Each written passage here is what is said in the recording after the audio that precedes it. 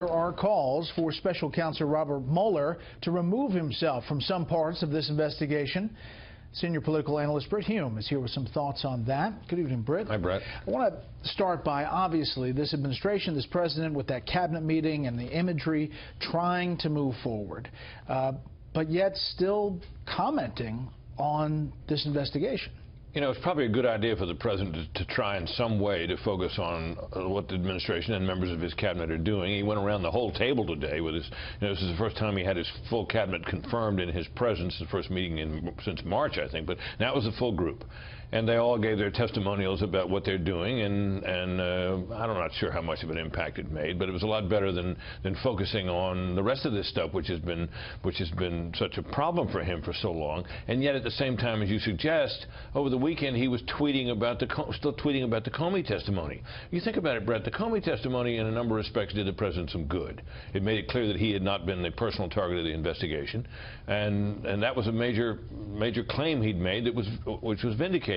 A lot of the stuff that was damaging to Trump from the Comey testimony was not legal stuff so much as it was the personal attacks, political name-calling, calling him a liar. A lot of the stuff that Comey said was a lie was really opinions that the president expressed. I don't think it did him any real harm. And there's an old saying in politics and PR, which is simply, don't nourish a harmful story. And every time, and look, if somebody calls you, accuses you of a crime, you have to respond to that. What you don't have to do is to get into continuing exchange with your accusers about what you may or may not have done, and thereby keeping the story alive, which is what the president seems to persist in doing. Yeah, well, the president is a counterpuncher. He was as a candidate, as a businessman, and Senator Lindsey Graham and others are saying it's a different ballgame now. Britt, what about this effort? And it seems that some of the surrogates, Newt Gingrich being one, are going after Bob Mueller as somebody who shouldn't be leading this investigation. Well, I think Bob Mueller, broadly speaking, has earned his reputation, which is a very good reputation. However, there's no question that he and James Comey were close friends.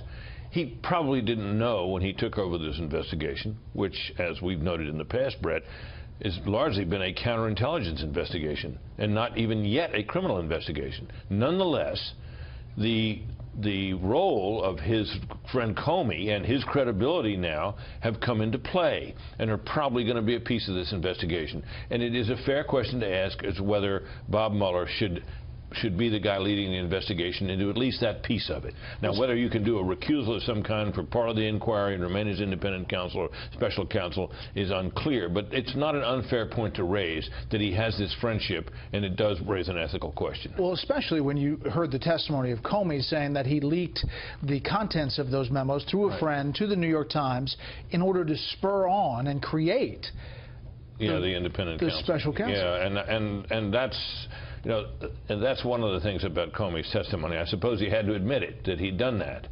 But that casts doubt on his role and makes him seem less like purely a law enforcement officer trying to get just the facts and somebody who is trying to control the outcome of things, which is I think what some people have complained about with him in the past. And quickly, it seems that the Attorney General asked for this to be a public testimony, open, not behind closed doors.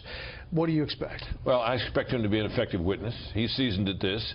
He was a prosecutor and a district attorney before he was a senator, so he knows the ways. He knows how to handle himself in these settings, and I think he's probably got a story to tell. And I think my guess is that he'll be an effective witness tomorrow. All right, Brett. As always, thank you. Thank you, Brett.